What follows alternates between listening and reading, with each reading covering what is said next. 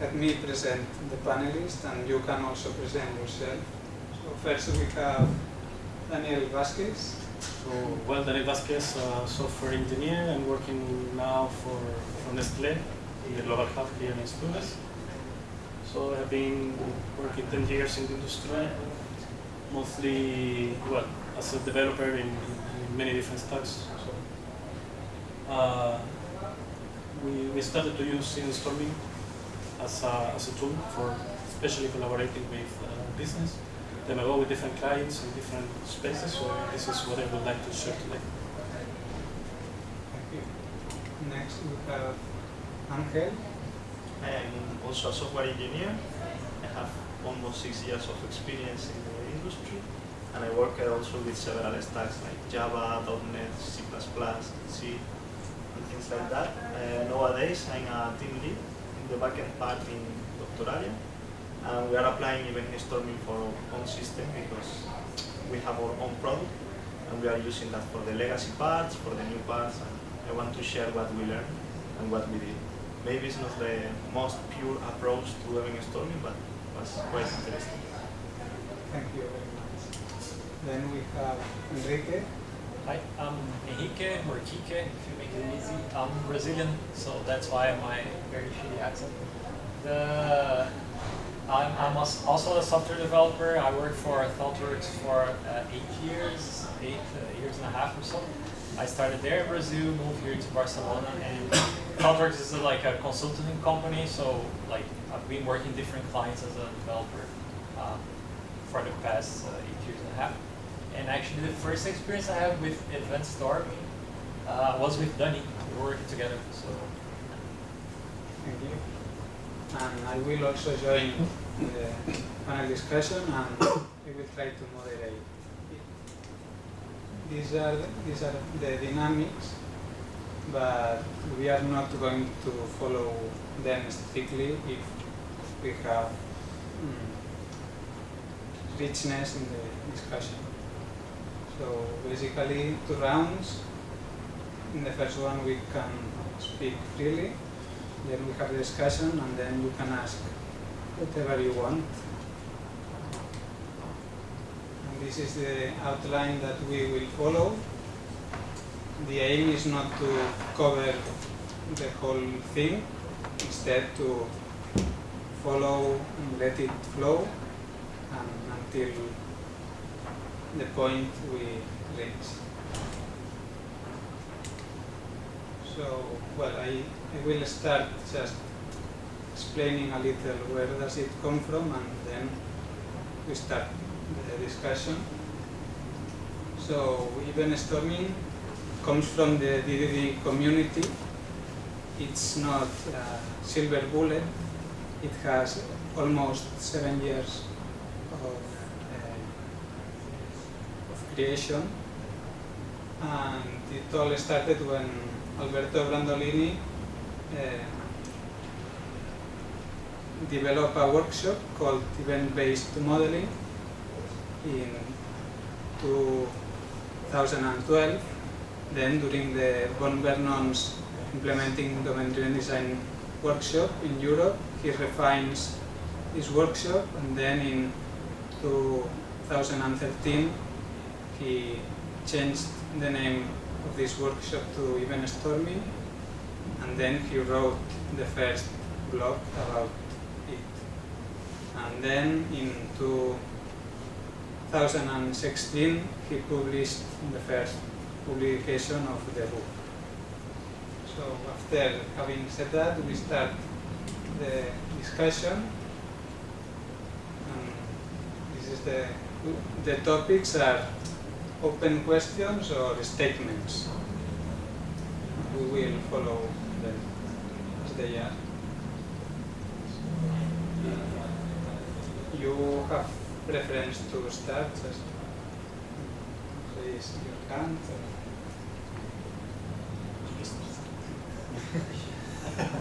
I got one at just out of curiosity, from the people here who ever heard about EventStorming? Yeah. And whoever did a session or participated in a session of EventStorming? Okay.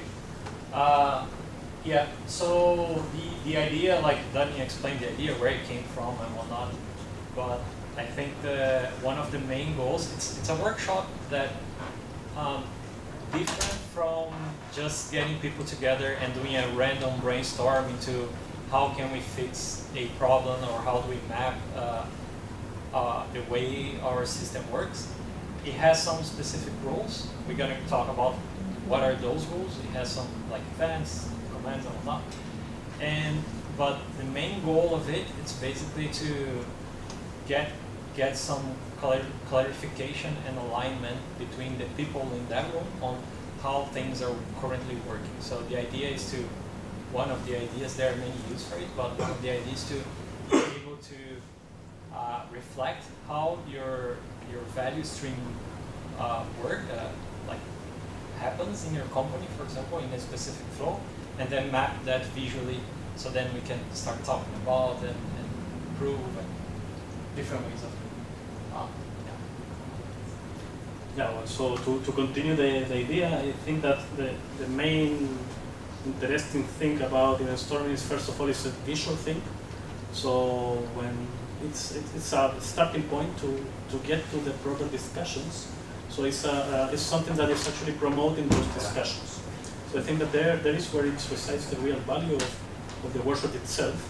It's how we find spots in which we want to talk about.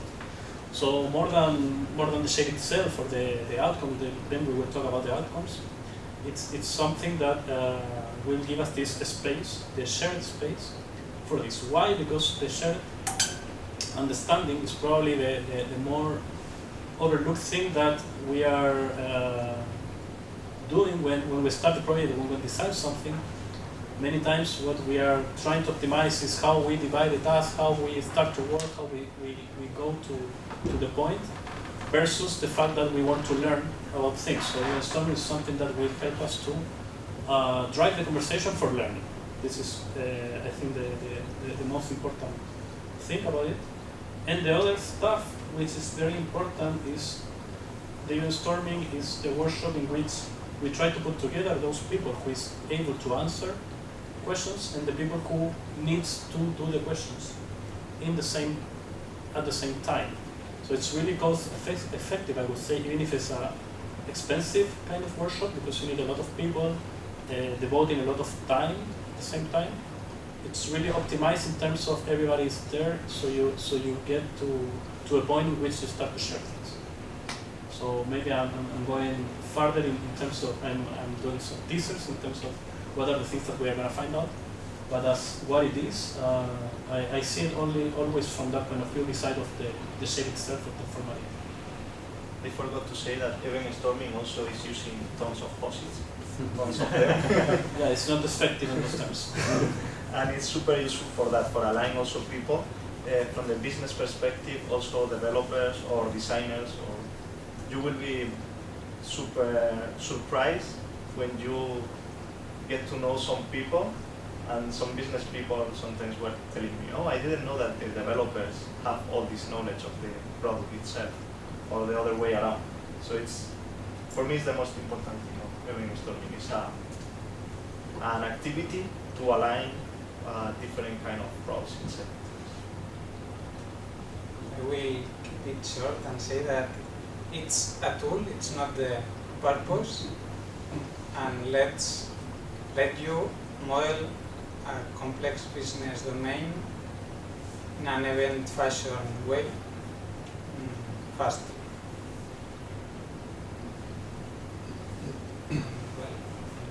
As you Nice. find it, yeah, it's a very good. There's, like, some people could argue, like, why does a developer or a team of developers need to know this much about their business? Like, why? What's the point, right? It's a very basic question that some business people could ask. It's like, why do we have to breach, right, these developers knowing so much about the business if you're just making software? If you allow me to go to that point, it's actually really well explained in the book of EventStorming of Gandolini. He explained it brilliantly. Probably I will not be able to explain it in that way, but this is a conversation that I have kind of every day in the company. Why you should do this? Why we don't just use the bridges, business analysts, call it how you want, the product owner itself. So the thing is, from my point of view, is software as activity, you can see it in two ways. It's something that you need to type, and this is what you want to optimize, how fast you type things, or how fast you are going to learn about that business. And we mostly know that there is this telephone problem every time that you try to expand knowledge about something. Every time that you tell about it to someone else, and that someone else tells about it, you're losing in the process. Yeah. So there is nothing prescribing in agility, in non-agility, in whatever, that we should kind of make fair the people who needs to do things and the people who actually have a need. So I think that's the important thing when we develop more beyond the EventStorming workshop, is that developers are the ones who translate some knowledge to some need at the end of the day. And what is going to be in production, and this is Brandolini's phrase, is the assumptions of those developers. So we better get them right, and it's easier to get there. In the end, writing software is not only writing new code, it's translating a business necessity into software that does something. So it's super important, you as a developer, knowing what you are doing. We can link your question to our next topic, that is why. So I think that the learning is the main constraint. If you are in the half or half end point of a project, the knowledge usually developers have at that point is much greater than in its beginning. So for me, learning it's the main constraint to throughput. So that's why I think the learning is so important that happens at the beginning, and this tool helps you not only this, that it's super important, but also you can get other outcomes. Yeah, one thing I could add to that, it kind of goes back to the first thing that you mentioned during when we define what is EventStorming in the end. Because EventStorming is a workshop that has a set of rules and has lots of stakeholders, in which some of them are developers, some of them are product owners, more than one, not necessarily one product owner, people from different parts of the company. And the idea is getting them together, throw events in the wall, and then tell a story from those events. And I think the essence of EventStorming, so independent of what is the purpose for that thing, it's to make processes visible. So we don't talk about invisible things, right? That's one of the things that I find like the nicest sentence in the whole book from Brandolini. There is this thing that we don't talk about invisible things. Just making it visible, either to be used for onboarding people into how your company works, either to think about solution for a specific pain you have, or for even finding that pain. Sometimes we just don't know. Like one of these EventStorming session I did once, it was just, we were talking about this part of the system. We didn't even get to low level, how the system works, etc. But like the aggregates or commands, not even that. We were just talking about events there. It was so complex that they didn't even knew how to point out what is the actual problem. What is the thing that's hurting this whole flow? So first, let's stop. Let's get people that know different parts of the system, get them together, put things in the wall, and then making things useful. I'm also adding a comment of that. It's a very important tool to break knowledge silos that sometimes you create inside the companies. Like these people only knows about this, and these people only know about this part. When you gather people from different teams and start to model using this technique, you are breaking these walls between these teams. So you share a lot of knowledge, and I think that that's also super important. And it's super powerful, this visual exercise, to check in the system if you have a bottleneck or something that is hurting a lot, or a business rule that makes no sense, that also happened to us in a EventStorming session, that when we were modeling that, somebody put some events and some things that were happening there, and everybody was like, why is that there? I don't know, but it's there. Okay, we need to fix that. So I think that is, all these reasons make sense for doing EventStorming. There is another phrase or concept that I don't remember who said it, but it makes a lot of sense.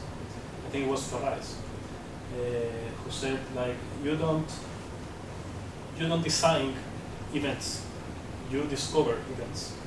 And the difference is that they are already there. They are in your system. So it's something that is waiting to be explicit. This is another phrase from Greg Young to say, make explicit the implicit, or it was Sudidahan, I don't remember, but it comes from the DDD roots of making visual, and not only visual, but also explicit what is going on there, because it's already there. So it's kind of a discovery process, which is actually what we do every time that we do software. We are discovering things by coding it, by designing it, by talking with the people and understanding. And then it comes probably the more creative part in which we kind of design solutions. But the nice thing about events is that there are facts, and you can rely on facts. You can, even though you will not get a really deterministic system with this, but at the end of the day, there are things that you can kind of relay and then start from there. So some solid basis for the start. So I would say that this provides kind of a solid foundation to start to go far. I'm a little bit confused now because is this a technique for modeling existing systems, or is it a technique for building new systems? Both. Because we've been talking about making things explicit, and we've been talking about things that people didn't know that were there, but I haven't heard anything yet about how we sort of bring those things out of a system that doesn't exist yet. Well, the system does not exist, but it doesn't mean that the events doesn't happen, right? Like, even if I have to go to a system and then order something, someone goes, pick up paper, write down, like, oh yeah, this person ordered one pizza this size or not. This is an event happening in real life. The difference that, yeah, when you're designing from the scratch, you're actually trying to bring these events that happen in real life into the board, and then think about, okay, maybe we should, this part of the system, maybe this part of the flow actually can actually be a system. And then you transform that into a system, start thinking about how you would code that. But also there are many scenarios. Most of the ones I was actually mapping how the system currently works, and then from there working out what are the pain points. But then, like, it depends. There are different techniques, and I guess there are those. That's why we have all of these blocks as well, like big picture EventStorming, process modeling, and those are just instances of that. But to sum up, you can use for both purposes, for new systems and for legacy ones. In fact, there's an heuristic that says as is versus to be. So you can use it from scratch to model a new feature, a complete business process, to have different alternatives of the same business process. In fact, in the big picture, you can leverage at some point the status quo to design the new process you would like to. Next topic is related. In my opinion,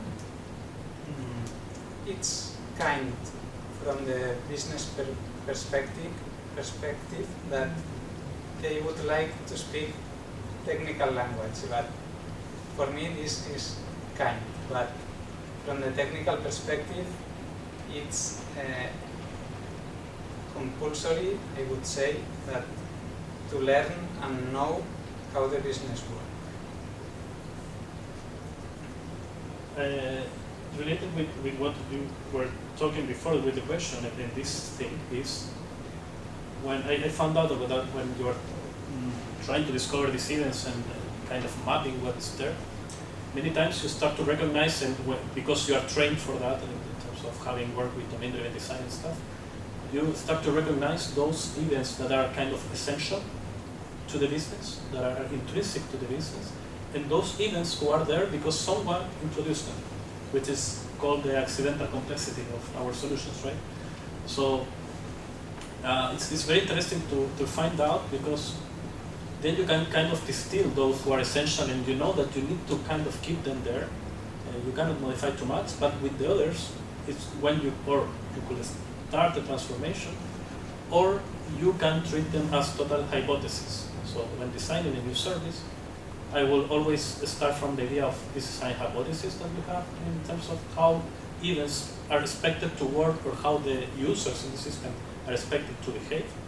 And then you design your whole development in order to test those and try to get some feedback from there. But there is nothing prescriptive in the workshop saying this is how you mark them, but I do in whatever custom way, just to make very clear what is totally intrinsic.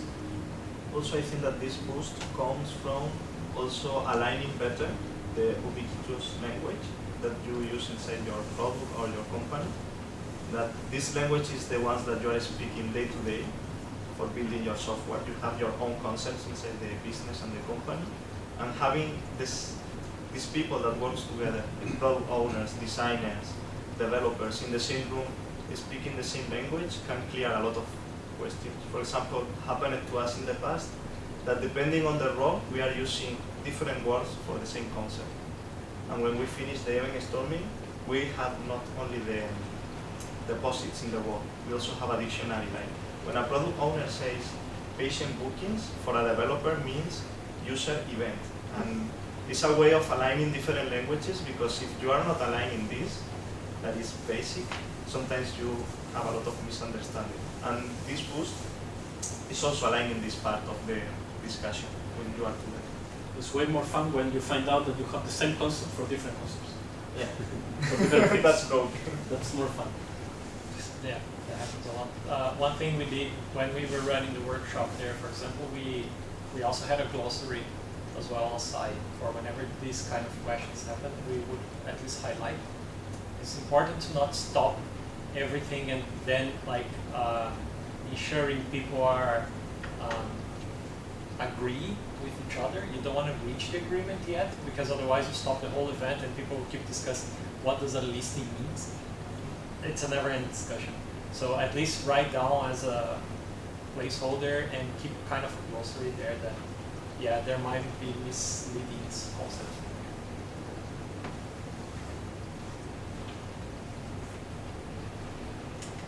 Next topic. In my opinion, it's for whoever is working in the product or in the company. I mean, I did this in the past with designer, user experience, visual designers, product owners, front-end developers, back-end developers, even QAs. It's a big event, and you can put a lot of different roles there. In fact, it's super important the facilitator to run the event, because there are a lot of people. We will speak about that later for sure. But I think that it can be addressed for everybody that has some knowledge in the business part, also in the technical and in the business part. One thing that happened when we did this meeting, this workshop together, is that we did 2 sessions because of time. We spent like 3 hours in each of them. So in the first one, we were only the development team, which was totally new. We were just meeting each other. And 2 of the product owners from a client, in this case. But it was so enriching the next day when the system people joined us, because they have all this knowledge, which is mostly this accidental complexity knowledge, coming from years of system being added, cron jobs, things that fail time by time, all those things which are totally from the legacy, were surfacing. And it was super enriching how they start to understand and to empathize between these product owners and them. We were kind of spectators in terms of, oh, okay, now I understand why you always say that you cannot do these kind of things. Now we understand why you were always complaining about these kind of things that needs to be addressed before you even think about doing whatever the business wants. So it was interesting that interaction that didn't happen at the same time. It was in two steps, and it was really opening eyes and totally different from one day to another. In this case, because it was in 2 steps, we managed to see how much it matters, like having different stakeholders in the room. When you're doing with everybody already, this happens naturally. The discussion is happening, and people are talking and putting post-its, and everybody's learning together. It was quite interesting. The only thing I would like to point out there is that it's very, very important to highlight, and even if you're facilitating this meeting, that it's not a lecture to set these expectations to everybody. It's more of a collaborative game, collaborative meeting, rather than the person who knows the system goes there and start talking, explaining to everybody how the system works. Of course, there is onboarding, but onboarding, it's kind of a natural process that happens aside. It's still a collaborative workshop. Right? Everybody's thinking about a solution or trying to put their understanding forward. Yeah, there is a phenomenon also, we'll be very short on that.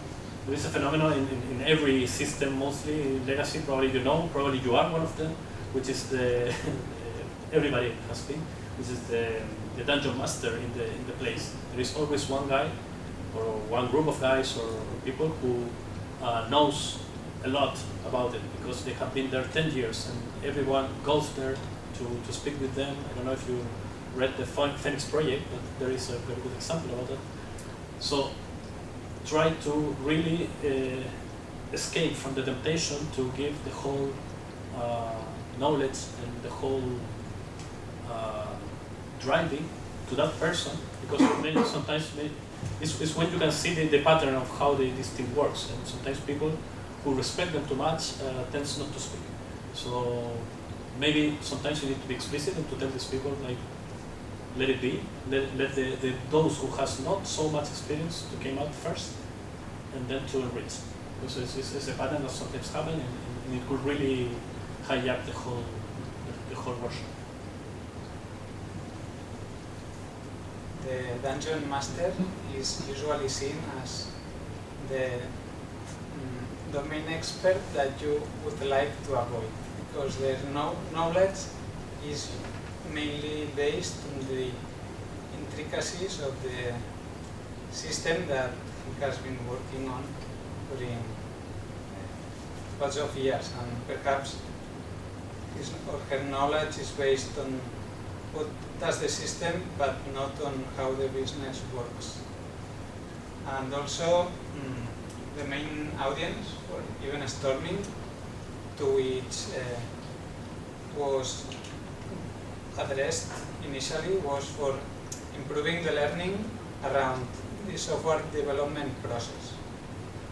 Then it evolves and it turns from a tool to discover aggregates into a more general purpose tool, or a tool that has different levels of detail, and it's for technical people, business people, people involved in the specific context of that business, operations people, sales, marketing, more general miscellaneous people, for instance, human resources, people that has onboarded on the company. Now it's almost everyone that is interested in learning about the business. Next topic. Kind of covered that, I guess. Well, I think that classical one, the facilitator, I think that is quite important. Then we can further discuss if that facilitator needs to be a very technical, very trained people or not. And what is mostly, to summarize, is someone who can answer and someone who can do the questions. So if all the people who is there is going to just do the questions, probably it's not going to be too useful. And the same the opposite, right? Those who just have answers but have no technical idea about anything also will be probably futile.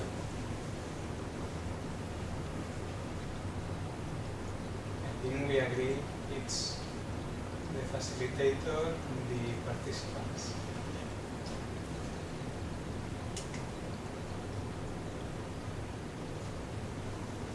I would say it depends, because if it's a startup, the startup in the initial months or years, perhaps all the people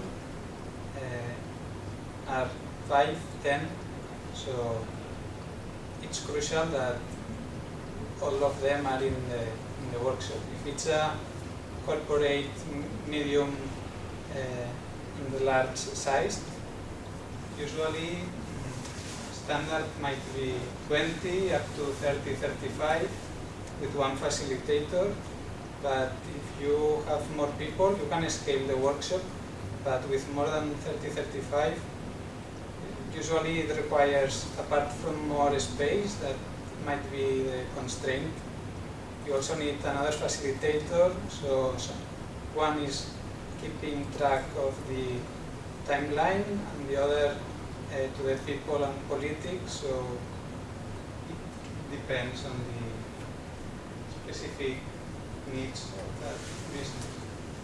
In my experience, I always did this with an amount of people between 10 and 18, more or less. But we were choosing the people depending on the context, and with that amount of people, at least in our company, was enough. Maybe in other cases, in bigger clients, if you are in a consultancy or something, you need more people. But I also agree that more than 30, for sure, is not impossible, but harder. You need a megaphone. Yeah. And a very big room. Are there lots of groups talking at the same time and changing the wall at the same time? Is that the way? Because I'm just trying to imagine 30 people. That's the storming part of the. Yeah. In my case, the most I had in one session was around 20, more or less, and usually around 8, 10. So it's not that much. 8, 10 is quite contained. It's not a big deal. I will say that it really depends on the space a lot. The setup in those cases is really important. So when you see 30, 40 people, probably it's because you have the whole room available for modeling, right? Then it comes the natural cognitive capacity of grasping something. So then it start to appear and emerge boundaries. In domain-driven design, we will say the bounded context. And sometimes they're quite clear, sometimes they're not that much clear. But I would say that it's healthy over 15. I guess that 8 is sometimes too few. You don't have the whole vision, the whole views that we would like to have. So, but it's really hard to get 15 people to agree in 2-3 hours of working together. So it's maybe very interesting in those kind of summits that some companies do, like the 2 days, going somewhere else outside the country, outside the office, sorry. Sometimes it works like that. Otherwise, you need to be really good managing logistics. And the other facilitator is super important, because you can handle this amount of people in different ways. Like doing a small groups, like 10 minutes of creating events and model the whole system, and after 10 minutes maybe put all together and check what everybody wrote. You have different strategies there. Just to finish on the topic, I find out that the managing of the energy of the workshop itself, as it's a long workshop, it's quite key.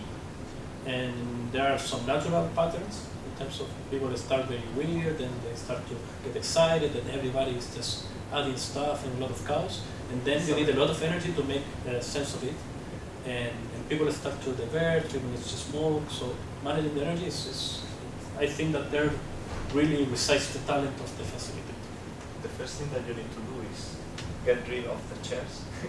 Everybody should be stand up, because if people sit, they will fall asleep after 2 hours for sure, or they will disconnect. Yeah, but they will need. So you need to do breaks. You need Yeah. and in the breaks sometimes happen interesting things. The people who is more excited start to talk in small groups, and then you usually go to hear and start more interesting stuff.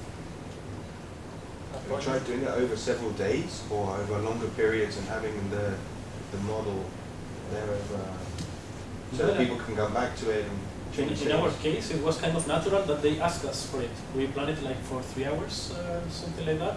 We end up doing like 7 hours, but they were asking it. And if they are asking it, you do it. If you see that the people start to diverge or not to pay attention, well, it's time to stop. All the times that I did this was 2 complete working days. And yeah, but people wanted that, because at the beginning we wanted 1 day, and when we finished, they said, we need another day. And it was super useful. In fact, the second day was more useful than the first one. So the second time that we did this, we went directly to 2 days. And we did this always 2 days. There's a lot of, it's also very connected with the personalities. Like you said, this thing of the energy. Some people, they are more comfortable that, okay, we finished the workshop. That there's even like a tip that ideally you finish the workshop slightly earlier than like the normal working hours or what was expected. You purposely leave some buffer by the end, because people will finish, but then some of them will go still back to the board and kind of read and think about and then absorb, right? It's kind of, it depends on the person, depends on the personality, which then it happens that the next day they have more ideas, they have more insights, and it's quite interesting. A point also is to have in mind what level of detail of EventStorming are you applying. If it's a big picture, mostly what we have said about 20 people, it's right. But if you are focusing more on process modeling or software design, then you are changing from the problem space to the solution space, and then you have to reach agreements, and the more people you have, the harder it will be. So the scope is reduced, and later we will discuss this, but since the scope is different, you might need different amount of people. Yeah, that's quite interesting. If you can identify in which moment you are, if you are in the diverging moment, probably you can deal with a lot of people. If you want to converge to something, is when you are transitioning to the solution space. And yeah, you need to take decisions. I also believe that a big picture EventStorming usually requires a great bunch of hours, and doing it intensively 1 day without breaks, breaks between days, it's not as reachful as it could be. But you might have the constraint of time, availability of people, but from my view, if you could make it in 2 days or 3, with sleep in between and new reasoning, it would be much useful and valuable. Now we are focusing on the big picture, EventStorming. This is more or less some of these points we have already covered. The audience, the scope is more like the whole business line. The constraint is the availability of people, room, space. I don't know if they have doubts related with this, because I know that we were speaking about this with other questions, but I don't know if something is not clear enough, and we should repeat some of these points. Yeah, I guess you use this as an occasional tool, right? So you use this like once in a, I don't know how long, or what's the period that you make this decision to make this meeting, and what are you looking for in this meeting? What I mean by this is, I understand this completely if you're auditing a company or offering advice to a company and you really want to obtain a lot of knowledge really quick.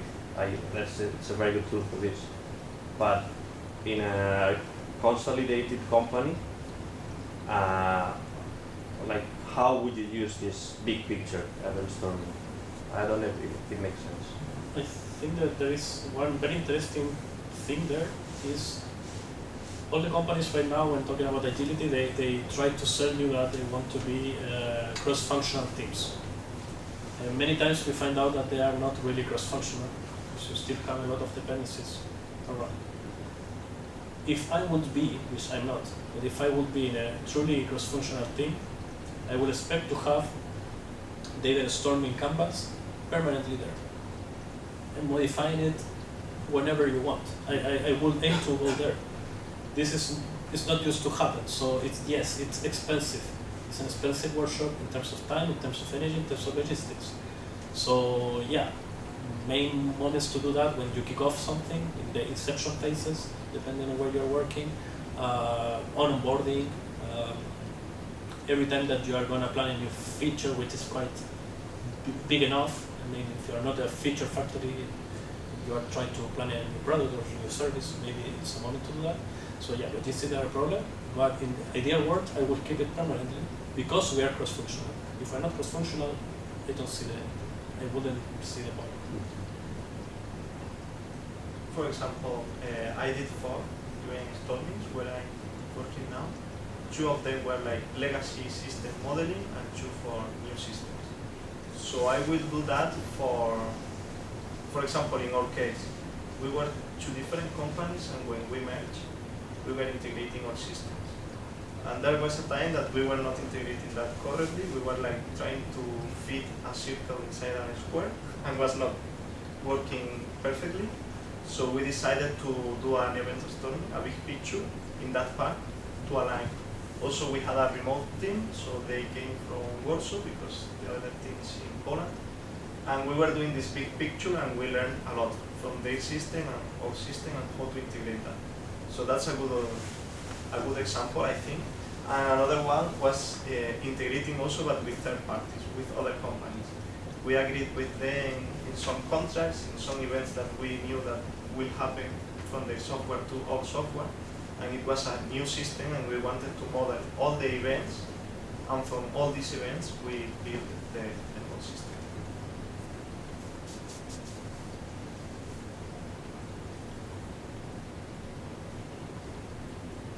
Right, so next topic is related to what you asked. So Yeah, it is that.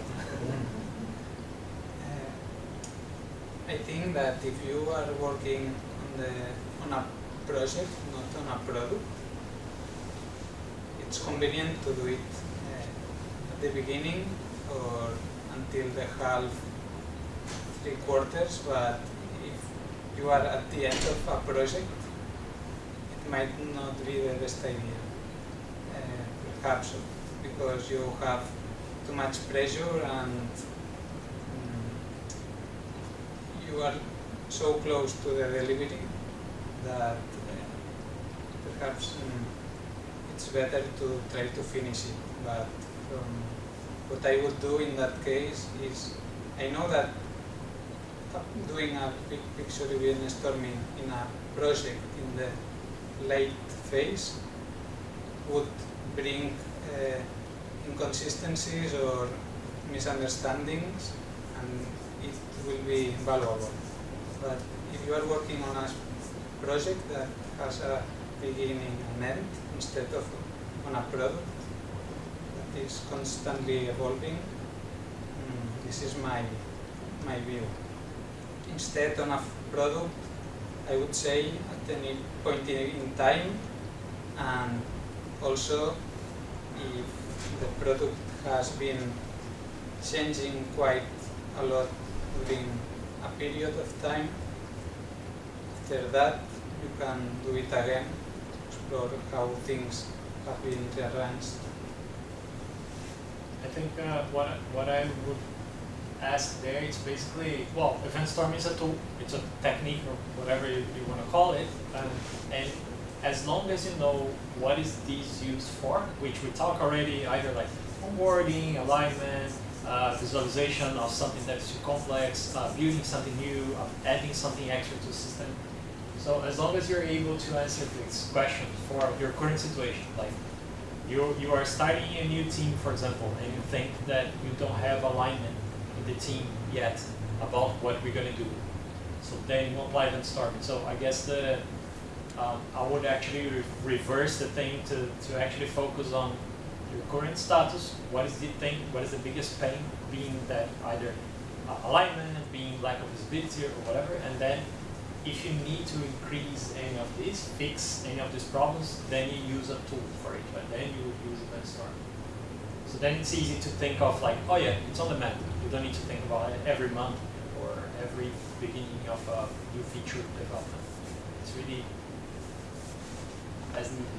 Yeah, I quite agree with that idea of it doesn't have to be prescriptive in terms of once per month. It will never do that. I think it should emerge from the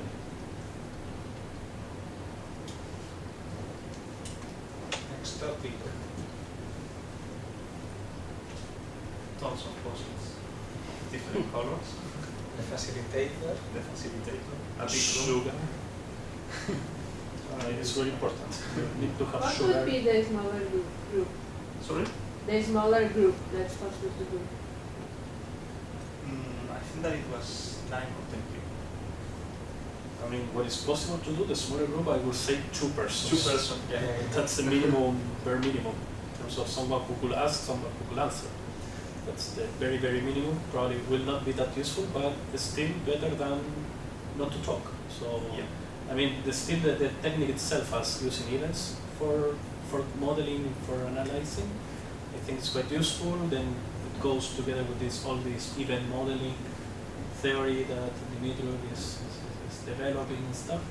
So, well, I think that we were kind of tricked at some point when we were talk about class diagrams and all these static diagrams, which you kind of try to get to a structure, versus the more dynamic way of modeling, in which this gives you some idea of dynamics, even if it's talking about facts that happens in the past.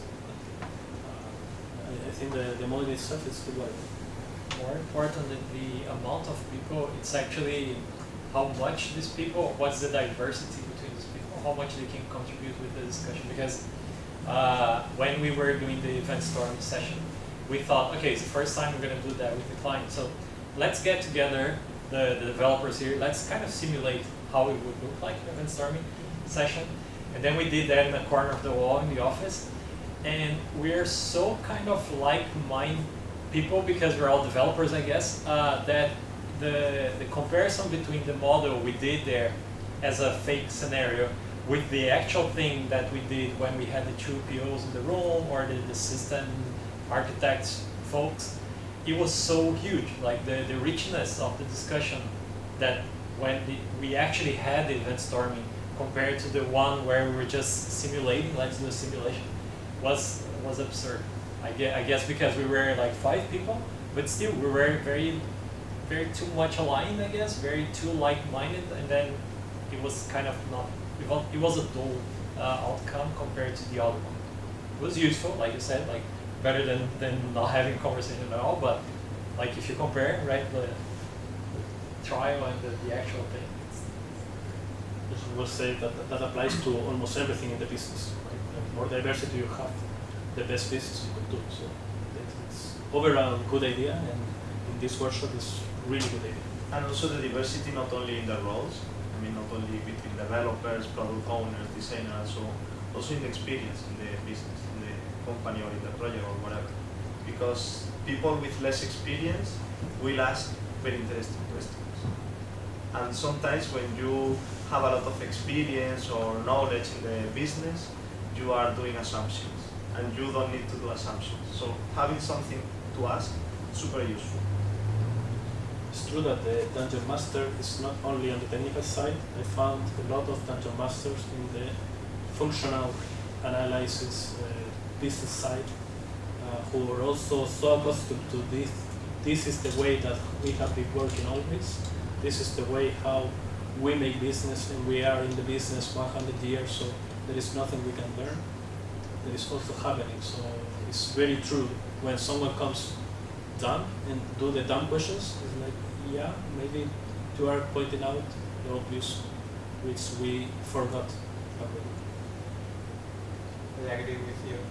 People with questions, answers, in fact, people who care about the business and thinking different perspective, because nobody knows the whole thing.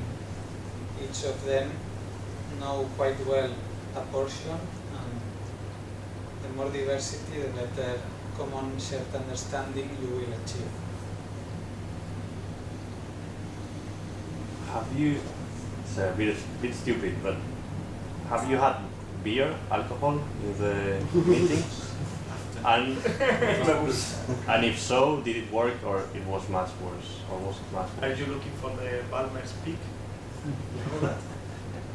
No, That no. Microsoft joke about if you have like 0.2 Oh, yeah. alcohol in veins, you are a super developer. But if you are a bit more or a bit less, you are fucked up. That's how they did in Windows Millennium. No, we were sharing beers after the workshop. Yeah, I think we did after. This is a Hemingway quote. I like quotes, sorry. He said that you need to write drunk and edit sober. So no, I didn't was in a place where we were drinking in there. But if we are going to talk about chaos, the more chaos you have in the moment when you storm, the better. Then you need to get sober at some point. There is a transition at some point in the workshop in which you get sober. You tell the story, you order it, you find, there are techniques, right? You find ways to make sense of it. But get drunk, at least from mind status, in the moment when you start and you stop. So I'm not saying that you need to do it with whiskey or with something, but I wouldn't say that it's totally stupid to be a bit happy or in some another kind of conscious status. We're not talking about only alcohol, but Yeah, there is caffeine and sugar. And yeah, things that you can smoke. It's a very drained exercise, that's for sure. Like you're gonna get super tired. That's why you don't plan for like let's do a 8 hours workshop. Never gonna work. You always plan for like no more than 5 hours or so. 4 I don't. It's tiresome. So as long as they have that in mind, I guess. Yeah, people get sometimes naturally excited. People, Yeah. I mean, you can see them. They are really, frenetic in terms of going there and talking to them. Yeah. So that could come with alcohol or with sugar. So Yeah. usually I use sugar, but Yeah, it's true that it's better not to have beer at all than to have beer for the first hour and then like cut the beer because you need to focus. That's much worse. yeah, we were in a very beer-friendly environment. So. But after the workshop. I'd like to add something with the main ingredients. We talked about people, but also the illusion of the unlimited modeling space and the sticky notes. It's really important. We will discuss it later on the patterns and anti-patterns section, but this is the psychology that is already involved, that might constrain your results. The facilitator and the host of the people who manage the space should consider it well. Every single time that I try this workshop, every single time, people tend to put the sticky note and the next one right here, and the next one right here. So then I go, after a while, but in a line, of course. I go after a while, I try not to be very restricted at the beginning, but I say, okay, guys, you can think big, use the space, doesn't matter, there could be 1 meter in between. if you really have a long wall, and you can use also vertically, so you put the roll paper and down, right? Three lanes, 4 lanes. So they say, don't worry. So I will say that the main message at the beginning is, just don't worry, just do, just go ahead, no matter how, but use the space. And also the posits are not blocked there. I mean, you can move them, you can remove them, so from the very beginning you must send that message as a facilitator, like you have a lot of space and you can put whatever you want because you can modify that and move to another part of the wall or whatever. Really basic also, everyone has one Sharpie and a Sharpie that works. So really it's important, and I have seen that it's not always enforced. So this is task of the facilitator to make sure that everyone has the material, that you have backup material because Sharpie is strong, and everyone have one at least from the beginning, so they really get encouraged to participate. It's really a bad pattern when it's only 2 or 3 people who are the only ones who go to put the papers. And the others are sometimes even telling them like, oh, write that, write this, write that. Yeah. That's an anti-pattern. I mean, it still works, but probably it's not what you expect. Small facilitation tricks is like really literally get the Sharpies and go, you want, get the post-its, also give the post-its to everyone. Instead of leaving there, it could be in the corner, could be in the center of the room. Now I make sure that like I give the post-its. Yeah, it's that makes a whole transfer the power. difference. Yeah. You transfer the power, and at the same time you remove the power of some. We were talking about this at the beginning. The people who gets with the computer in the place, or people who immediately sit, even if the chair is there up behind and is meant not to be for that. Some people go and sit. So there, I'm also trying to be explicit and to remove those behaviors and to encourage very explicitly behaviors that will help the flow. Right. Next topic.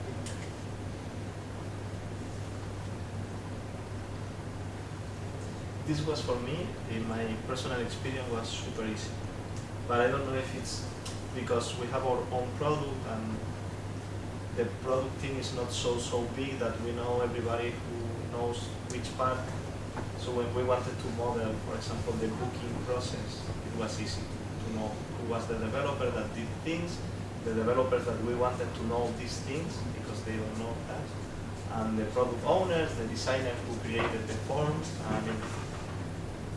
But also I read some things, that was not my experience, that sometimes can be hard because if they happen by or politics behind some parts of the system can be a tricky process. But I never suffered, to be honest. Working for a consulting company, for example, which in my case still, that tends to be tricky, but one of these EventStorming sessions that I facilitated was even nice that we had this person that, I don't know how he learned about EventStorming, he learned that our team did, and then he had this huge problem he wanted to solve, and the problem was exactly the kind of problem that you have to coordinate, I don't know how many different market segments of that company. So it was around 12 to 14 people. And at least in that case, I was lucky because there was a driver, there was this person that was interested in solving this problem. He was a tech principal there, tech architect principal of the company. And he went there and made sure to invite one person from every of these segments of the company. So he had the authority, right? Like he had the, and he could also manage the expectations with the people that were managing those specific segments to go and say, oh, by the way, I'm gonna need this person, I'm gonna need 2 days of this person for this specific reason. So in this case, I didn't do any of the work, but I think it's good to keep in mind that someone is interested into solving a problem. If you're a facilitator, it's not you necessarily the person who is actually interested into solving that problem. So as long as you make clear that that person is responsible, whoever is solving the problem, is having interest in the solution, is the one that should invite people and organize the whole thing. At least the whole invitation process and alignment and get hours from people. I think that's good. Like it should not be the facilitator's responsibility necessarily. I think that politics matters, I have been in organizations where people is quite free to participate, respected that everyone will participate, and others are highly hierarchical. So it happens at many levels, the problems and the drawbacks. When the business analyst people don't want developers to, going to your question at the beginning, don't want developers to be too close to the business because they're afraid. I don't know exactly what they're afraid of, but they're afraid that they will say something inappropriate or to tell the truth about how the systems are SaaS, right? So that happens. It happens also inside the teams that junior people don't feel entitled to participate at the same level as the architect, or at the, we have some funny title inside our teams, which is solution designer. So I always challenged that and I said, I don't want solution designers, I want problem explorers, right? I don't want to go to the solution right away. And moreover, not with one person. So politics are important. I think that you need to be pragmatic, and I agree a lot that sometimes you will find those sponsors who will make it happen, and or at least to say, it's okay that these people get gathered together. Just with that, you already get to some point in which you can do things, and then you just issue the invitation and manage logistics as whatever you're going to do in whatever organization. But first, you need to be aware what kind of limitations, constraints you have in your way of working, and who is going to even feel offended. And this really happens. Even sometimes you are surprised, but people get offended. And that could really make this a failure if you don't handle it. I also suppose that depending on the company or the project, if you tell somebody, hey, I will steal you 2 days this person from the team, maybe they want to kill you. I don't know. Yeah. But it didn't happen, but I suppose that in some companies you need to ask permission for doing tests. So imagine for 2 days workshop, maybe they don't know. I did an exercise for mobbing, 5 persons, programming at the same time, the manager was there. But this happens the same. And the manager was like, I really like the outcome, how you interact, but for me, this is a nightmare. I have 5 persons doing one task. This is horrible. So when you're talking about 20 persons doing one task, this is the nightmare of every manager who is accustomed to optimize task assignment, right? So then you need to do a very fine work of teaching and spreading the idea of what you want to optimize is a shared understanding. So we go back to the beginning of why do you do this? You do it because of the shared understanding. And this is the actual thing to optimize. And the way to optimize that is to get the people together. So it's a hard work sometimes. I had success, not always, but when it was, it's really interesting for what it comes next. How the people continue working and how you start to transform the organization. So I will not be super optimistic that with this you're going to do transformation, but it goes in that direction. I'm going to make a distinction between an external facilitator and an internal one. A company contact you because you are a facilitator and they need your service. The company itself manages the invitation process, so the facilitator don't have the responsibility, but he could explain to the person that contact him the people that may need to be involved. But the managing happens inside the company. On the other side, if the facilitator is inside the company or the initiative emerges within the company, it usually these people have some power of influence so that they could manage this invitation process. Next topic.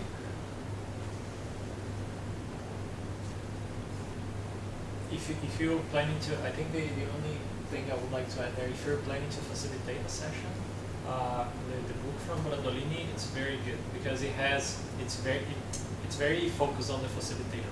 It talks about, of course, the rules of the game and whatnot, but also there's a lot of things, a lot of tips for facilitating the session.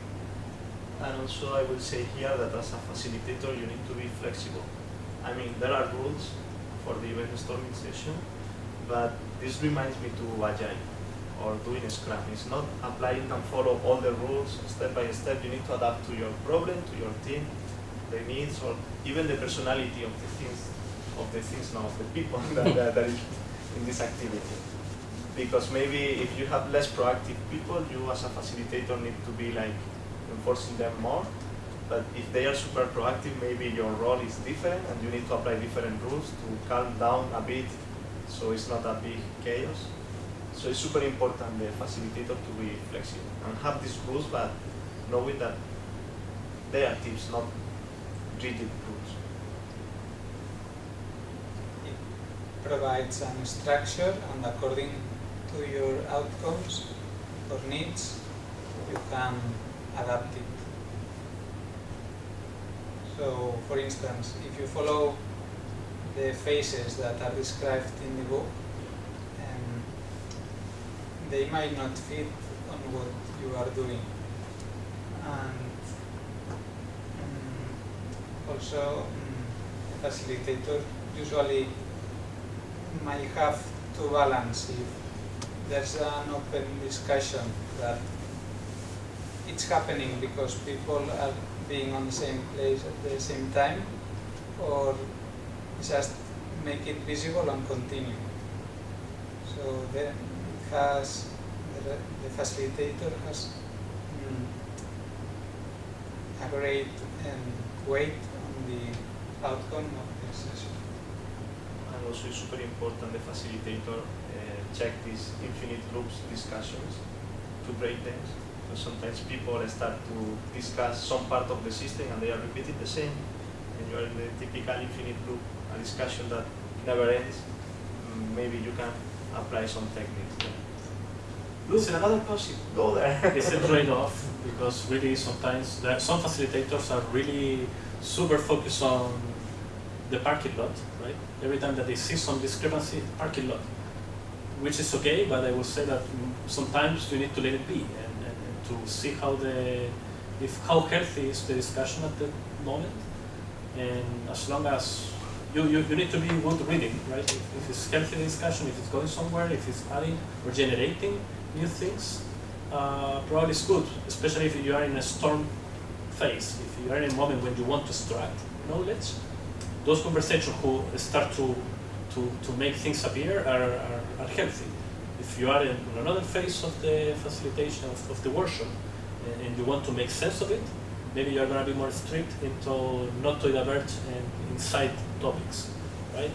And again, I think your real very important job when facilitating is to read how the people is feeling, how the people is interacting, to try to create better spaces and to say when to stop sometimes, when to follow, or to provide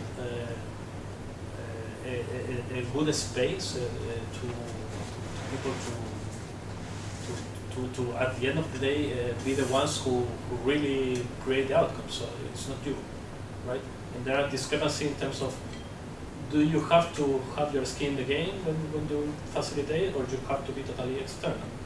I have been in both sides, and I will say that it's not prescriptive to be one of the other, but it changes how it works. So you need to be conscious, you need to assume it, and if you are with the skin in the game, you need to be explicit that sometimes you are going to facilitate to bring things to your side and try to avoid that temptation. So it's all about being transparent there.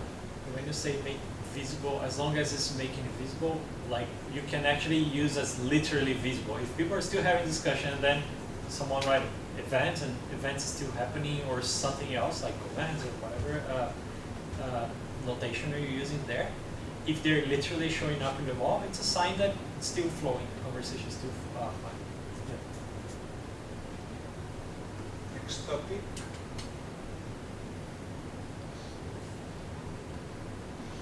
Well, in my case, what I do is, according to the expected outcomes of the big picture EventStorming, I go through all the possible notation. I make a summary of the notation and the material in order to show them in the lesson incrementally. And also, apart from these sticky notes that represent the notation in the lesson,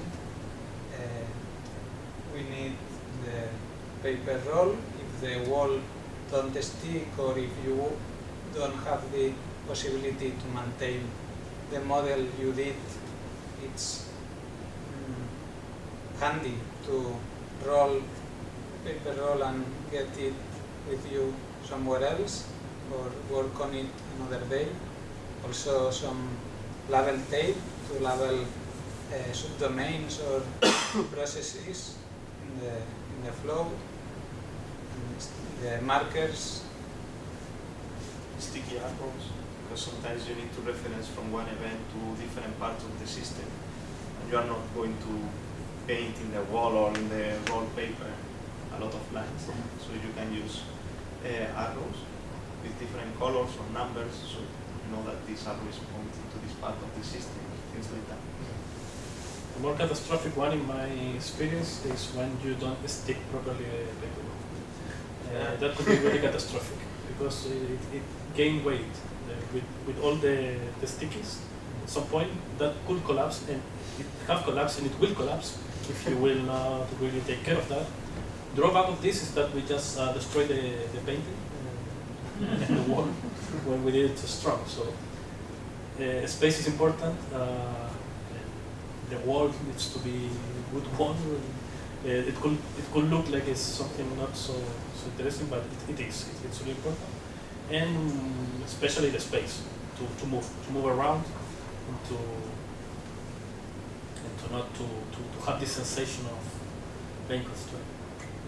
There's just one thing that I never, like in the book it talks about like all this material and whatnot, and there is just one thing that we had when we did that I found very useful, and it doesn't say there, which is the product owner from our team. She decided to print this next day, print some of the screens that we were talking about.